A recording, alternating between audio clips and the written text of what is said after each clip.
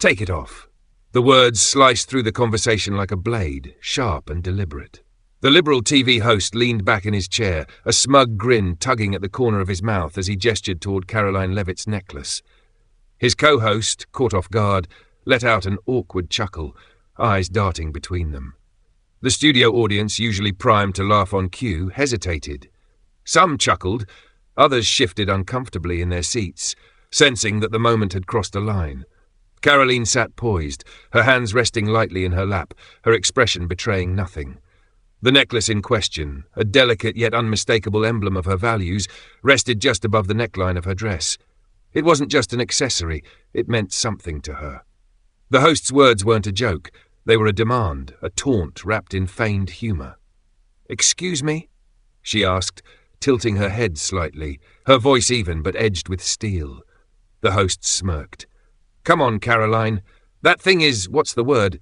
A little much for primetime TV, don't you think?" He waved a dismissive hand. "I mean, we all know what you're trying to do with it, but honestly, it's just embarrassing." His co-host shifted uncomfortably, clearly aware that the exchange was veering into dangerous territory. "I think what he means," she interjected, trying to soften the blow, "is that it's a bold choice, a little outdated, maybe." Karoline let the silence stretch for just a moment, watching them squirm. She could feel the weight of the cameras, the millions of viewers watching from home. Some would be waiting to see her crumble, to laugh along with the host's condescension. Others, she knew, were watching with clenched fists, tired of seeing women like her belittled on national television. She lifted her chin, glancing down briefly at the necklace, then met the host's eyes with a quiet, unwavering intensity. "It's interesting," she said smoothly, "how certain symbols make people so uncomfortable. And yet, if I were wearing something else, something that fit your preferred narrative, I doubt you'd have anything to say." The smirk flickered just for a second. The audience murmured. The co-host shifted again. The host scoffed, doubling down. "Oh, please, Karoline, you're playing the victim now? It's just a joke." "A joke?" she repeated, nodding slowly. "Tell me, would you have made the same joke if I were someone else? If I were wearing something you agreed with?" More murmurs from the audience. A camera operator subtly zoomed in, sensing the shift in energy. The host faltered for half a second before recovering. "Oh, come on. You conservatives always act so persecuted." Karoline didn't break eye contact. "And people like you always act like bullies when you're losing control of the conversation." Silence. The host glanced toward the production team as if searching for an out. The control room was likely scrambling, debating whether to cut to commercial. Karoline could almost hear the panicked voices in their earpieces. She smiled slightly. She wasn't just here to defend herself. She was here to win. The moment the clip hit the internet, it spread like wildfire. Within minutes, the insult and Karoline Leavitt's poised response became the hottest topic on social media. On X, formerly Twitter, hashtags erupted. #TakeItOff, Necklace Gate, and Karoline Claps Back trended at lightning speed. One side mocked the host's remark as a harmless joke, while the other blasted him for his arrogance and blatant disrespect. Conservative commentators jumped on the moment, calling it yet another example of liberal media condescension. Liberals, meanwhile, were divided. Some doubled down on defending the host, while others, particularly independent voices, admitted that the comment had gone too far. Within hours, viral edits of the exchange flooded platforms. Some highlighted Karoline's unshaken demeanour, zooming in on her confident expression as she refused to back down. Others ridiculed the host's smugness, replaying the exact moment his smirk faded when she threw his words back at him. Even TikTok got in on the action, with users dissecting the exchange frame by frame, analysing every micro-expression. The controversy wasn't just online. Conservative media outlets ran headlines like "Karoline Leavitt exposes media bias in fiery exchange" and "Liberal host's misogynistic attack backfires spectacularly."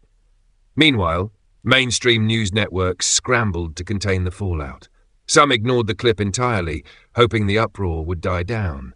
Others attempted damage control, claiming the remark was meant in jest, a light-hearted ribbing taken out of context. But the internet wasn't letting this one slide. Prominent figures weighed in. A well-known conservative senator tweeted, Imagine the outrage if a conservative TV host told a liberal woman to take it off. The double standard is sickening.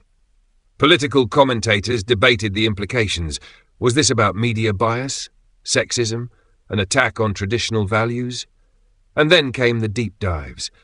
Investigative threads popped up, pulling receipts on the host's history of dismissive remarks toward right-leaning guests. Clips resurfaced of him interrupting conservative women, rolling his eyes at their answers and chuckling at their expense. Suddenly, this wasn't just about a necklace. It was about a pattern of behavior. The backlash even extended beyond politics. Some feminists, typically aligned with liberal causes, called out the host for what they saw as blatant sexism. Telling a woman to take it off on national television?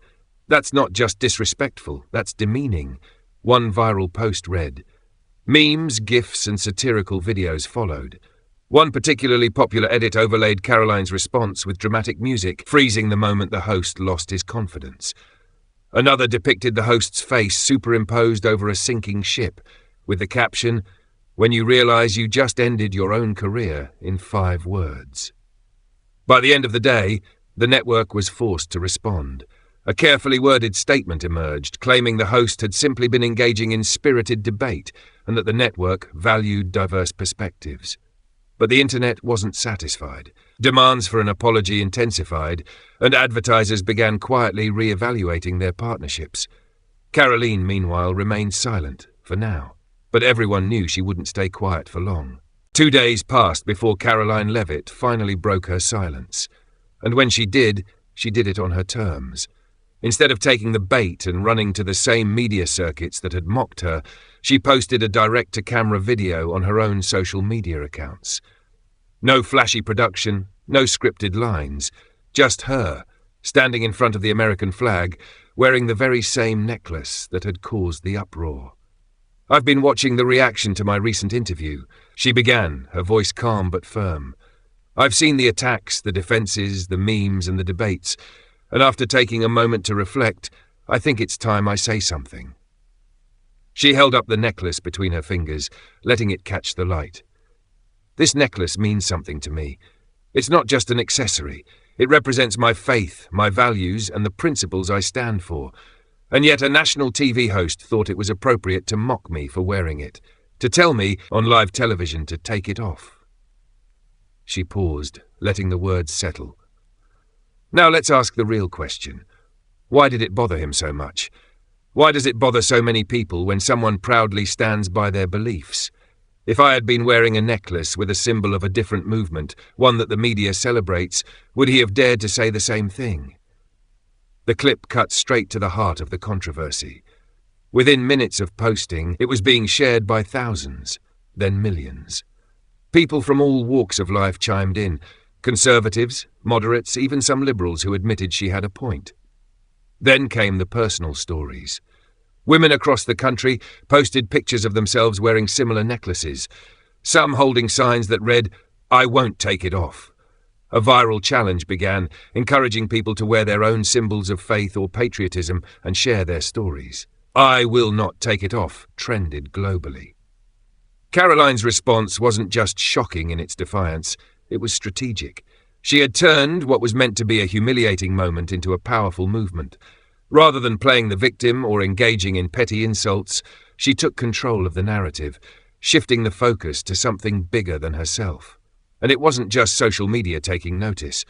Conservative leaders praised her composure, calling it a masterclass in handling media bias. Some prominent journalists, even those who disagreed with her politics, admitted that the host had crossed a line. The network found itself in an increasingly difficult position as pressure mounted for an on-air apology. Meanwhile, the host himself stayed silent. At first, he likely assumed the outrage would blow over. But now, as he watched his name trend for all the wrong reasons, he realized he had underestimated Karoline Leavitt. She hadn't just responded, she had flipped the entire script. The backlash against the TV host wasn't just loud, it was relentless. By the third day, what had started as an offhand insult had spiraled into a full-blown controversy. Sponsors of the network received thousands of emails and messages demanding action. Some major companies, wary of being associated with the scandal, began quietly reconsidering their ad placements. A few even issued vague statements about respecting all viewpoints, signalling that they were feeling the pressure. Meanwhile, journalists from across the political spectrum started weighing in. Conservative media continued to hammer the host, calling him a symbol of left-wing arrogance. But what truly surprised everyone was the response from moderate and even some liberal voices. Several well-known female commentators, who typically aligned with progressive causes, spoke out, not necessarily in defense of Karoline's politics, but in defense of her dignity. Telling a woman to take it off on live television? That's not just bad journalism, that's blatant disrespect, one independent journalist posted. It doesn't matter if you agree with her politics. This was ugly, and everyone knows it. Other prominent figures followed suit. A feminist podcast that frequently criticized conservatives acknowledged the issue. If a conservative male host had told a progressive woman to take off her necklace because it represented her values, we'd be calling for his resignation. The double standard is undeniable. The network, now facing unexpected criticism from its own audience, scrambled to contain the fallout. Behind closed doors, executives debated their next move. Should they force the host to apologize, ignore it, and hope the outrage burned out? Issue a vague statement distancing themselves from his words? The pressure intensified when a well-known conservative senator announced he was drafting an open letter to the network's leadership, condemning the incident and demanding accountability. "This is bigger than one remark," the letter read. "This is about the repeated pattern of hostility toward conservative voices in the mainstream media." At the same time, employees within the network itself began to leak information to reporters. According to one anonymous source, producers had warned the host after the interview aired that his remarks were causing trouble. Another insider revealed that certain executives were furious at how he had handled the situation, particularly given the network's already strained reputation for bias. By the end of the week, the situation had reached a boiling point. The host, who had been silent throughout the backlash, finally addressed the controversy on his social media account. But instead of apologizing, he doubled down. "Spare me the fake outrage," he wrote. "If you can't handle a little humor, maybe politics isn't for you." That single tweet only made things worse. The dismissive tone, the refusal to acknowledge the criticism, it all fueled the outrage even more. The network, realizing the firestorm was far from over, now had a decision to make. Would they stand by their host, or would they throw him under the bus to save themselves? Karoline Leavitt didn't have to do much to keep the momentum going. Her supporters, the media, and even her critics were doing that for her. The moment the TV host refused to apologize and dismissed the backlash as fake outrage, it was clear that the controversy wasn't going away. If anything, it had escalated. Within hours, conservative leaders, influencers, and even some unexpected allies pounced on his response. "Not even a shred of humility," one commentator tweeted. "Imagine if a conservative host had said something similar to a liberal woman. Would he be allowed to just brush it off like this?" The pressure wasn't just online anymore. The network itself was now in damage control mode. Executives were reportedly divided. Some believed their host had gone too far and was becoming a liability, while others worried that forcing an apology would make them look weak. Ratings for the show were fluctuating. Some loyal viewers defended him, but others, especially female viewers, were tuning out. Advertisers, always the real power behind the scenes, were growing uneasy. And then came the final blow. A major sponsor pulled its advertising from the network, citing a commitment to respectful and inclusive dialogue. The move sent shockwaves through the industry, and other companies began reassessing their own partnerships. Money talks, and suddenly, the host's arrogance was costing the network more than just bad press. Sensing the perfect moment, Karoline made her next move. She announced a primetime interview, not with the network that had mocked her, but with one of its biggest competitors. Sitting across from a friendly interviewer, she once again wore the now famous necklace, a subtle but unmistakable statement. "This was never about a piece of jewelry," she said. "This was about the deeper issue of media bias, about the way conservative voices, especially conservative women, are treated by the so-called mainstream media. They mock us, they belittle us, and when we push back, they tell us we're overreacting. Well, I have news for them. We're not backing down. The interview was a ratings juggernaut. Clips from it dominated social media, further cementing Karoline's position as a rising star in conservative politics. Her response had been strategic, controlled, and powerful, exactly the opposite of the host's dismissive tweet. Faced with mounting pressure, the network finally made its decision. The host was placed on a sudden temporary leave, a clear attempt to distance themselves from the scandal without outright admitting fault. It was an obvious play, and everyone saw through it. Karoline, on the other hand, had only gained from the ordeal. Her following skyrocketed, her influence expanded, and she emerged from the controversy stronger than ever. She hadn't just survived the attack, she had turned it into a defining moment. And as for the host, his name faded from the headlines. His smug insult, meant to humiliate her, had backfired spectacularly. In the end, the only career that took a real hit was his own. The fallout from the controversy lingered far longer than the network had anticipated. The TV host, once a smug and untouchable media figure, found himself in an awkward limbo. His temporary leave stretched on with no official word on when or if he would return. Some of his loyal supporters tried to spin the situation, claiming he was a victim of cancel culture, but the argument didn't hold much weight. His own arrogance had been his downfall, and even those who agreed with his politics had to admit he had handled the situation terribly. Meanwhile, Karoline Leavitt continued to capitalize on the moment. Invitations flooded in from major conservative media outlets, and her social media following had surged by the millions. Her message of standing firm against media bias resonated with everyday Americans who were tired of seeing their beliefs mocked on national television. Even those who didn't necessarily agree with her policies found themselves admiring the way she had carried herself throughout the ordeal. She decided to take things one step further. During a high-profile speaking event, she addressed the incident directly for the first time since her viral interview. "They told me to take it off," she said, pausing as the audience murmured in recognition. "But I'm still here. I didn't back down, and I never will." The crowd erupted into applause. Then, with a confident smile, she reached into her pocket and pulled out the necklace. Holding it up for the audience to see, she placed it around her neck with deliberate care. It was a symbolic moment, one that immediately made headlines. The simple act of putting the necklace back on in front of thousands of people sent a clear message: she had won. Across the country, people who had followed the story saw the moment for what it was, a direct challenge to the media establishment. And just like before, "I will not take it off" began trending, this time with even greater force. Women, men, young and old, posted pictures of themselves wearing symbols of their beliefs: crosses, flags, family heirlooms, military badges, anything that meant something to them. Karoline's movement had grown beyond just her. The network, now fully aware that they had lost control of the narrative, made one final attempt to salvage the situation. They announced that the host would be returning, but in a reduced role.